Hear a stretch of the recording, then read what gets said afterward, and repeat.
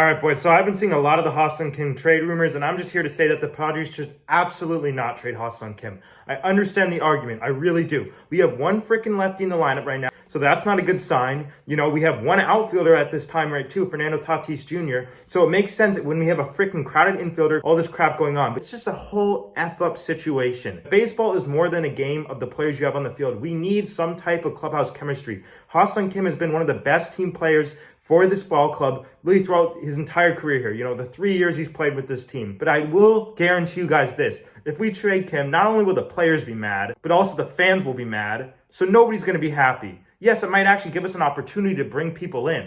Fine, that's great. It might give us an opportunity to actually get a really good lefty bat or two. That's also great. But at the end of the day, you need to think about these more extenuating circumstances, because as we've freaking learned, it is not necessarily your talent on the field. If 2023 does not tell you that, guys, I don't know what will. Because at this point, the Padres don't have much talent. I understand they got big names like Tatis, Machado, and Bogarts, but you have to understand, when you have one outfielder at this time, zero bench, and basically like 2 to 3 starting pitchers at this point, that is not very freaking good to see, all right? I don't think anybody's going to deny that. We need to make favorable, good moves for once. Low-key under-the-radar trades. You know, I said it once, guys. I was happy with the Juan Soto trade. Obviously, anytime you lose out on Juan Soto, especially when it's our fault for wasting our money and putting it in places we shouldn't have, that's going to suck no matter what. We should have never had to trade him.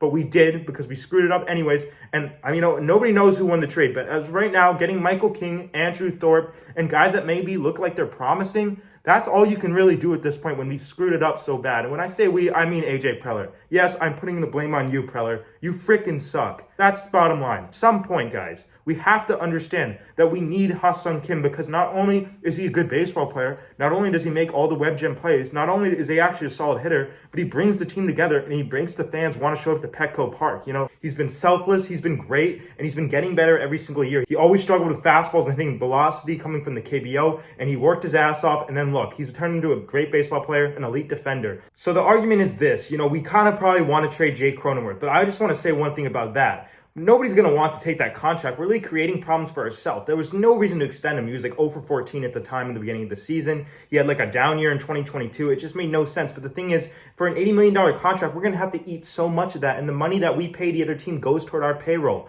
You know, we've really screwed it over.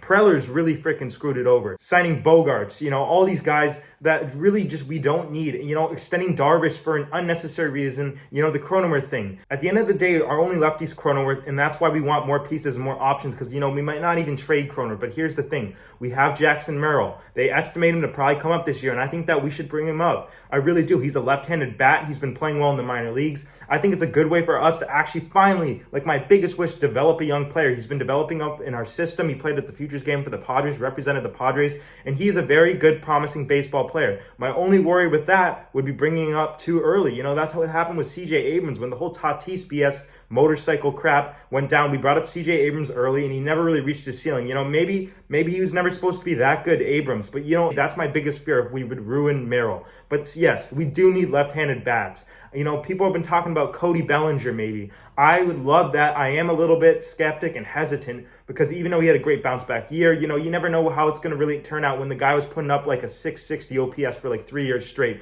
Also, if you guys look into the advanced stats, his expected batting average was like in the 260s, because he got very lucky at the plate a lot. But still, the bottom line is we do need lefties. Does that involve trading Ha-Seong Kim? I really don't think it should, because we need some guy gluing this clubhouse together. You guys got to understand, you know, the Padres had all the talent last year. Nobody's denying that. Bogarts, Machado, Tatis, Soto. You know, we had the talent, but it goes past that. It goes past that. We need a guy to actually be a team player, and that's always been Ha-Seong Kim. You know, he's putting the effort. He's been doing everything he can to get better. When he came over from the KBO, not being able to hit over 90 miles an hour, and now look at him. You know, he ended the year just a little bit above average, 110 OPS plus, but he's actually shown signs that he can be a really great borderline elite hitter. And oh yeah, the guy's a freaking god with the glove. And he absolutely loves his fan base. He brings it together. And I guarantee you guys, if we trade Kim, that's going to F the hell out of all our sales, because people love this guy. All right. You know, I'm not saying to sign him to a $150 million contract. No, I'm not. What I am saying is that there's a way that we can get around this, guys, by making other moves and making actual good low-key fire signings. Do you know what I'm trying to say? Because at the end of the day, the whole logic of, waiting till a guy's good, and if he's good, then you sign him, that happened with Matt Carpenter and all this crap, like that just doesn't work anymore. You have to be at a position where you can make favorable moves early on. And I think that if we trade Kim, that's just going to screw us, because yes, it is maybe a little bit responsible, quote unquote, because we're trying to get more pieces. We have 0 outfielders. We have 1 lefty, like I've been saying. I mean, if you want to count Carpenter, fine. There you go. There's no reason to trade Kim when he's bringing this clubhouse together. The Dodgers have been doing everything. That whole Shohei Ohtani contract is absolutely crazy. $2 million a year for 10 years. So he's basically going to get $20 million in the time he's actually playing for the Dodgers, and then $680 million for 10 years after sitting on the couch. So basically, it's like a 20-year contract. But what that does is allows the Dodgers to actually have a very low payroll, or at least a lower payroll, because they're not paying Ohtani $70 million a year. It allows them to get pieces. They just traded for Tyler Glasnow. They're trying to extend him. I mean, obviously that guy's a great pitcher. He's injury prone. But at the end of the day, the Padres are at a position where our payroll is so freaking high, have to make some moves. And that does not necessarily mean trading Kim.